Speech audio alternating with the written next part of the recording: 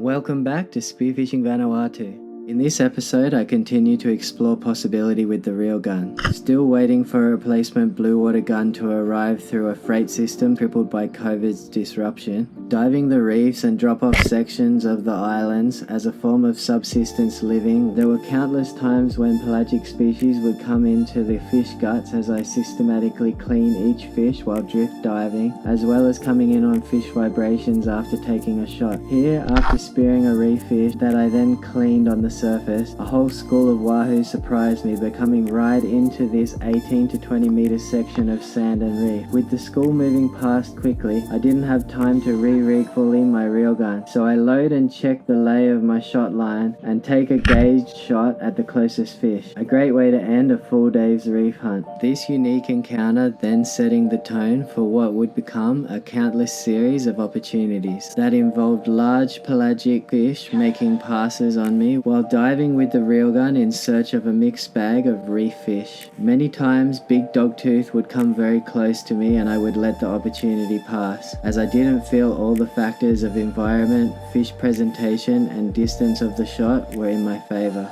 Here are a few times when I felt it all lined up and decided to let the shaft fly. On this day, after a 3 AM start, committing more than 3 hours of travel time in getting to the location, only to find that the prediction for wind and swell was more than double what they had called for. With limited options of being able to move to another more sheltered location, my buddy and I decided to jump in for a single drift despite the terrible conditions. With a larger high-vis float attached to our flasher, our dedicated boatie kept a small plate boat into the wind-broken swell while my buddy and I drifted, managing to take a couple of nice job fish, some trout and a trevally before I had this beautiful dogtooth come in on the flasher. Using my body language to convey interest in the flasher, the dogtooth makes a pass. I let the fish move past me slightly to get the angle of shot placement to a favorable forward position, imagining that I was aiming for the opposite eye. I then let the shaft go. Paying close attention to the exact area of shot placement, as well as watching the fish's reaction and movement, is a valuable use of the initial first few seconds, as it can tell you a lot about the battle that is about to ensue, as well as giving you a good idea of how much pressure you will be able to apply during the fish's run. After that, every small detail pertaining to your gear, its limits and possible obstacles need to be your sole focus. Upon hitting the surface, there should be an instant push. Kicking forward with speed to match the course of the fish will lessen the overall pressure whilst increasing the ability to win back line. At this point, every focus should be with the breath and the awareness of line management, as well as body sensation as you feel for possible snags. Remaining free of all lines is most important and becomes easier as your gun trails behind your position while constantly moving forward. Efficiently applying these points of focus keeps you safer, increases your chances of success, and gets you closer to the fish in less time.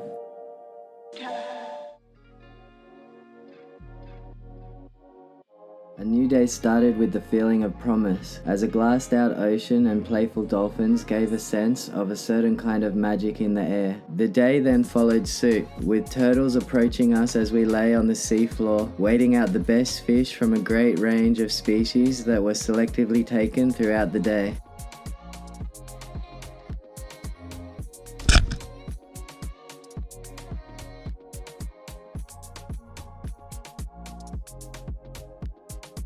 Then, just before the last tide change of the day, I decided to move us to the drop-off section for a final explorative drift. Right away as I took my first drop beneath the boat, a nice sized dogtooth moved in quickly to take an aggressive look at the flasher. At first reacting to my presence at his level with a flight mechanism taking over, he moved towards the deep blue abyss. I quickly changed my body language by making a 180-degree turn back towards the flasher. The fish then followed my action, also turning, this time coming back more aggressively. First letting the fish move off me, waiting for the perfect angle to present itself, I then let go. The shaft connected in a way that would have ended the story right there, had the distance of the shot not been so great. Very quickly it became apparent that the fish still had full power. Clipping my belt reel to my gun during ascent, then, upon surfacing, immediately started trying to create drag while swimming forward as fast as I could.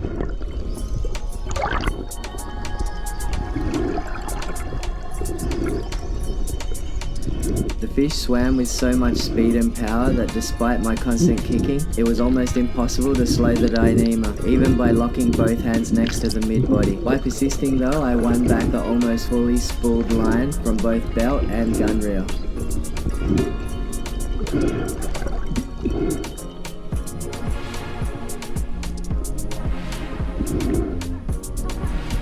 Before my buddy passed me a second gun, and with a shot from exactly the same angle as the initial shot, but this time closer, the fight was ended.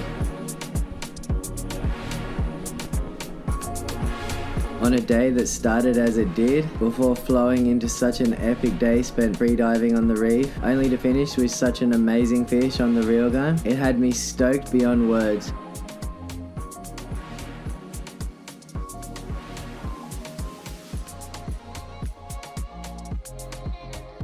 Like and subscribe for notifications, and tune in next episode as we target wahoo, tell a story of an encounter with an amazing fish that continues my test of possibility when using the reel gun.